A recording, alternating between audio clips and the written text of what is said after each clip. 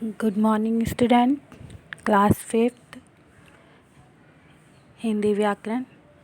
आज हम आपको आपकी पुस्तक का दूसरा पार्ट पढ़ाएंगे। पहला पार्ट हमने पढ़ लिया था, आज हम आपको पढ़ाएंगे आपका दूसरा पार्ट।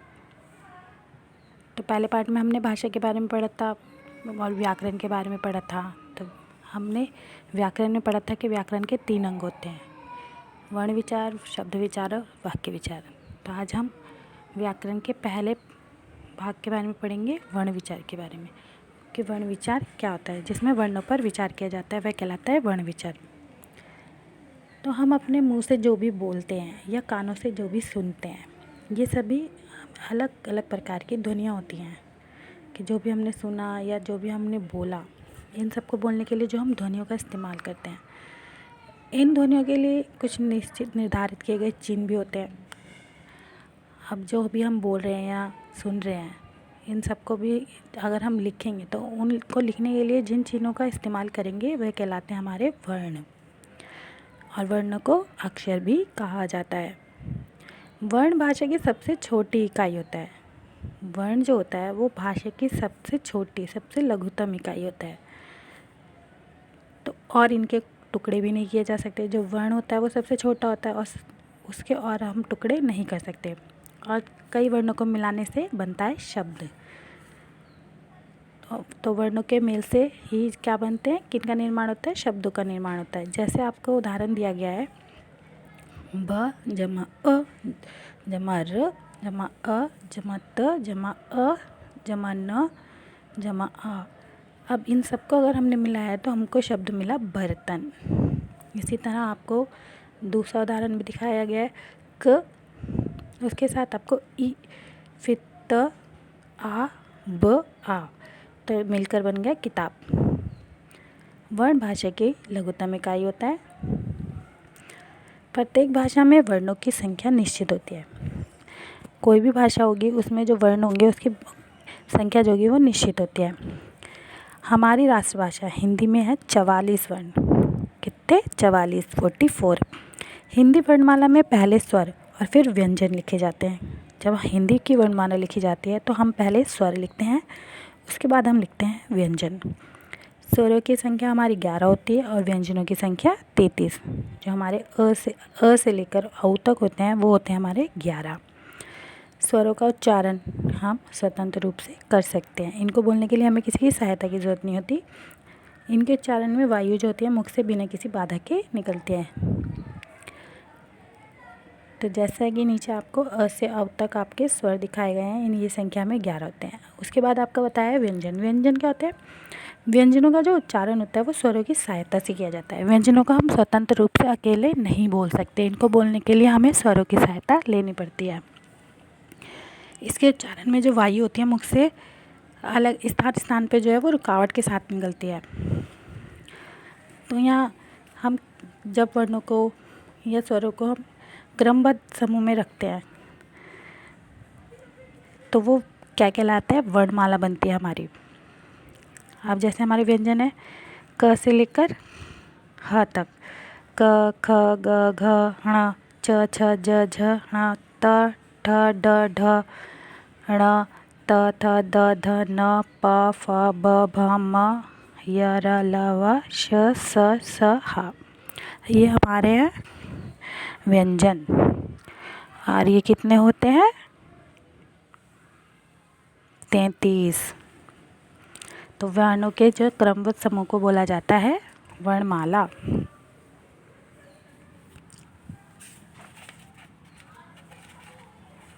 उसके बाद आपका है संयुक्त व्यंजन। संयुक्त व्यंजन होता है दो व्यंजनों को जो मिलाकर व्यंजन बनता है उनको बोलते हैं संयुक्त व्यंजन। संयुक्त व्यंजन हम व्यंजन को मिलाकर भी लिख सकते हैं। जैसे श बनाने के लिए हमको क और श की सहायता लेनी पड़ी, त्र बनाने के लिए त और र की, ज्ञ बनाने के लिए ज और ण की, श्र के लिए श और र की। तो ये संयुक्त व्यंजन कहलाए। उसके बाद होता है हमारा अयोगवा। अयोगवा क्या होता है? अनुस्वार और अनुनासिक और विसर्ग को हम क्या बोलते हैं? अयोगवा। अयोगवा ना तो स्वर में आता है और ना ही व्यंजन में आता है। ठीक है। अनुसार, इसका जो उच्चारण होता है, जब हम अनुसार वाले शब्द बोलते हैं तो जो हवा होती है वो हमारी केवल नाक से निकलती है। जैसे गंगा शब्द है, तो अगर आप गंगा बोलेंगे तो आप देखेंगे कि आपकी जो हमारी नाक होती है उसमें हल्की सी झनझनाहट होती है, तो इसकी आवाज़ हमारी नाक से निकलती है, अनुस्वार वाले शब्द जो होते हैं। और इसका चिन्ह होता है जब हम शब्द के ऊपर बिंदी लगाते हैं, तो जो बिंदु होती है वो अनुस्वार की बिंदी होती है। उसके बाद होता है अनुनासिक। अनुनासिक में क्या होता है, इसके उच्चारण जब हम करते हैं तो हवा जो होती है वो नाक और मुंह दोनों से निकलती है। इसका जो चिन्ह होता है वो होता है चंद्रबिंदी। उसके बाद आता है आपका विसर्ग। विसर्ग का चिन्ह होता है दो बिंदु जो लगाए जाते हैं। इसके उच्चारण में हल्की सी जो ह की ध्वनि होती है, जब हम विसर्ग का उच्चारण करेंगे तो हमें आवाज़ जो है वो ह के रूप में आएगी। जैसे प्रातः को प्रातः उच्चारित किया जाता है। उसके बाद अन्य वर्ण है हमारे ड़ और ढ। इनका प्रयोग सदा शब्दों के बीच में होता है। इनसे कभी भी शब्दों की शुरुआत नहीं होती, जैसे लड़का, पढ़ाई। आगत वर्ण जो होते हैं जैसे अ, क, ख, ग, ज़, फ, ये आगत वर्ण होते हैं। ये अन्य भाषाओं से लिए गए हैं। अन्य भाषाओं के शब्दों का प्रयोग केवल शब्दों का प्रयोग करते समय ही इनका प्रयोग करते हैं। जब हम कोई अन्य भाषा का इस्तेमाल करें तो ही हम इनका प्रयोग करते हैं। जैसे आगत वर्ण आपको दिखाए गए हैं ओ, इससे हम शब्द बना है डॉक्टर, कॉलेज, और ये भाषा कौन सी है, अंग्रेजी की भाषा का है। ऐसे ही है ज, कागज़, सज़ा, काजी, ये अरबी और फारसी भाषा का शब्द है। उसके बाद है फ, काफिला, काफ़ी, खुफिया, ये भी अरबी और फारसी भाषा का शब्द है। फिर है क, कयास, क़यामत, किस्मत, ये भी अरबी फारसी भाषा का शब्द है। उसके बाद है स्वर के भेद। स्वर के भेद होते हैं हमारे 3। अगर उच्चारण के आधार पर देखा जाए तो स्वर के हमारे 3 भेद होते हैं। एक होता है ह्रस्व स्वर, दीर्घ स्वर और प्लुत स्वर। ह्रस्व स्वर में देखिए क्या होता है, ह्रस्व स्वर में जो उच्चारण होता है उसको जो बोलते टाइम जो होता है हम कम समय लगाते हैं। तो ये होते हैं हमारे 4, अ, ई, उ और जैसे ऋषि वाला, तो इनको बोलते टाइम कम समय लगता है। ये ह्रस्व स्वर कहलाते हैं और इनकी संख्या 4 होती है। उसके बाद है दीर्घ स्वर। जैसे नाम से पता चल रहा है कि दीर्घ स्वर है, तो इनको बोलने में, इनका उच्चारण करने में दोगुना समय लगता है। जैसे आ, ई, उ, ए, ओ और औ। उसके बाद है हमारा प्लुत स्वर। प्लुत स्वरों के उच्चारण में जो है वो ह्रस्व और दीर्घ से 3 गुना समय लगता है और इनका प्रयोग लगभग समाप्त सा ही हो गया है। जैसे राम, या क्या, यह अ को लंबा यानी 3 गुना समय देकर पुकारा जा रहा है। अब है हमारी मात्राएं। मात्रा क्या होती है, स्वरों का प्रयोग जब व्यंजनों के साथ किया जाता है तो उनका रूप बदल जाता है।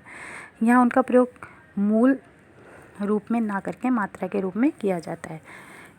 स्वर अ को छोड़कर सभी स्वरों की जो होती है वो मात्राएं होती है। जो हमारा अ जो स्वर है उसकी कोई मात्रा नहीं होती, और जो बाकी हमारे स्वर होते हैं उनकी सभी की मात्राएं होती है। और इन स्वरों को हम व्यंजनों के साथ ऐसे नहीं लिख सकते, इसलिए इनकी मात्राएं बनाई गई हैं। तो नीचे जैसे आपको टेबल में दिखाया गया है कि अ की कोई मात्रा नहीं होती, आ की मात्रा है, ई की है, बड़ी ई की है, ऊ, ऋषि की, ए, ओ, औ, इन सभी की मात्रा है और इनसे बने शब्द भी दिखाए गए हैं आपको। उसके बाद इसमें विशेष यह है कि जब कई शब्दों में स्वरों का प्रयोग मात्राओं के रूप में ना करके मूल रूप में किया जाता है तो ऐसे शब्द स्वरों से ही प्रारंभ होते हैं, जैसे आम, अनार, इमली और इसी तरह के और शब्द, क्योंकि ये सारे स्वरों से ही स्टार्ट हो रहे हैं, इसलिए इनके साथ हम इनकी मात्रा दोबारा से नहीं लगा सकते। उसके बाद सभी व्यंजनों में स्वर अ की ध्वनि मिली होती है। जब कोई व्यंजन बिना अ के लिखा जाता है तो वह अधूरा होता है। अगर हम कोई भी व्यंजन अ के बिना लिखेंगे तो वह अधूरा होता है। सभी जो व्यंजन होते हैं वो अ के साथ लिखे जाते हैं और इनके नीचे जो होती है एक तिरछी रेखा खींची जाती है जिसे हम हलंत कहते हैं। व्यंजन के नीचे एक तिरछी सी लाइन लगाते हैं जो हलंत कहलाता है। जैसे आपको उदाहरण दिया हुआ है, अस्वर रहित व्यंजन है, जैसे क ख ग घ, अ स्वर के साथ। अगर हम इन सबको क ख ग घ स्वर के साथ लिखेंगे तो ये क ख ग घ हो जाएगा, इनके नीचे से हलंत हट जाएगा। अब ऐसे र के साथ ऊ की और बड़े ऊ की मात्राएं कैसे लगती हैं, तो र के साथ छोटे ऊ और बड़े ऊ की मात्रा जो होती है वो बीच में लगती हैं। ठीक है, जैसे उदाहरण में आपको रुचि, रुचिता, रूपा, रूपना। उसके बाद रा के और रूप दिखाए गए हैं कि उनको रा को कैसे प्रयोग किया जाता है। अगर स्वर के साथ रा का जो स्वर के साथ रा है अपने स्वतंत्र रूप में लिखा जाता है, जैसे राम, भरना, करना, अंगूर। जब रा स्वर रहित होता है तब रा बाद आने वाले व्यंजन के ऊपर उसको इसी रूप में लिखा जाता है कि रा की जो मात्रा होती है वो व्यंजन के ऊपर चढ़ाई जाती है, जैसे आपको कर्म और हर्ष में दिखाया गया है। रा के इस प्रयोग को रैफ भी कहते हैं, ये इसकी मात्रा है उसको रैफ की मात्रा भी बोला जाता है। जब रा से पूर्व खड़ी पाई वाला स्वर रहित व्यंजन हो तो रा उस व्यंजन की खड़ी पाई के साथ, मतलब उसके पाई के नीचे लगाया जाता है। जैसे प्रकट लिख रहे हैं प र प्लस में क प्लस में ट, प्रकट। खड़ी पाई होती है जो लाइन से जो आपको दिखाई गई, पा लिखते हैं हम, एक डंडा लगाते हैं प के साथ, उसको पाई बोला जाता है। रा के इस प्रयोग को पदेन भी कहा जाता है। पदेन की मात्रा, जैसे ऊपर हम व्यंजन के लगाएंगे तो वो रैफ की मात्रा बोल देंगे उसको, अगर पैर में लगाई तो पदेन। जब रा के पूर्व बिना खड़ी पाई वाला, मतलब उसके साथ लाइन नहीं होती, डंडा नहीं होता, तो रा उस व्यंजन के नीचे लग जाता है। जैसे ट्रक या ड्रम हम शब्द लिखते हैं तो हम उनके व्यंजन के नीचे लगाते हैं उसको, तो इसे भी पदेन बोलते हैं क्योंकि वो नीचे लग रहा है। अब उसके बाद आपका है द्वितीय व्यंजन। द्वितीय व्यंजन नाम से पता चल रहा है जब दो व्यंजनों के मेल से बने व्यंजन को हम द्वितीय व्यंजन कहते हैं। इनमें पहला व्यंजन जो होता है वो स्वर रहित होता है और दूसरा व्यंजन होता है वो स्वर के साथ होता है। स्वर रहित हो गया तो वो आधा लगेगा और स्वर के साथ है तो वो पूरा लगेगा। जैसे आपको उदाहरण त का है, पत्ता और कुत्ता। च और च तो बच्चा, कच्चा। और ला का उदाहरण दे रखा है आपको, कुल्ला, बिल्ली। क का मक्का, चक्का। न का प्रसन्न, सन। स का रस्सी और लस्सी। ब का डिब्बा, गुब्बारा। इन सभी में एक स्वर के साथ है व्यंजन और एक स्वर के बिना है। उसके बाद है आपका संयुक्ताक्षर। संयुक्ताक्षर होते हैं जो दो अलग अलग व्यंजनों के मेल से बने जो अक्षर होते हैं उनको संयुक्ताक्षर कहते हैं। इसमें भी दो व्यंजनों की भांति पहला व्यंजन स्वर रहित होता है और दूसरा व्यंजन स्वर सहित होता है।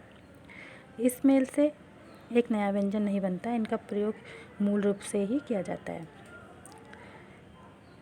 एक तो स्वर के साथ है, दूसरा व्यंजन है स्वर के बिना है। जैसे क और ख, मक्खी। क या क्यारी। म भ, स्तंभ। ऐसे ही आपको बाकी के उदाहरण पढ़ने हैं। अब उसके बाद आपका आता है वर्ण विच्छेद। वर्ण विच्छेद जैसा नाम से पता चल रहा है, वर्ण मतलब व्यंजनों को या स्वरों को विच्छेद अलग करना। विच्छेद का अर्थ होता है अलग करना। किसी भी शब्द के प्रत्येक वर्ण को अलग अलग करके लिखना वर्ण विच्छेद कहलाता है। आपको नीचे उदाहरण दिया हुआ है कमल को, इसको हमने खोलकर लिखा है क जमा अ जमा म जमा अ जमा में ल जमा अ, कमल। ऐसे मित्र, पुस्तक, मोर, पौधा, मामा, लीची, पूजा, कौआ, बिजली। तो वर्ण विच्छेद में मात्राएं अलग हो जाती हैं और व्यंजन अलग करके हमें लिखना पड़ता है।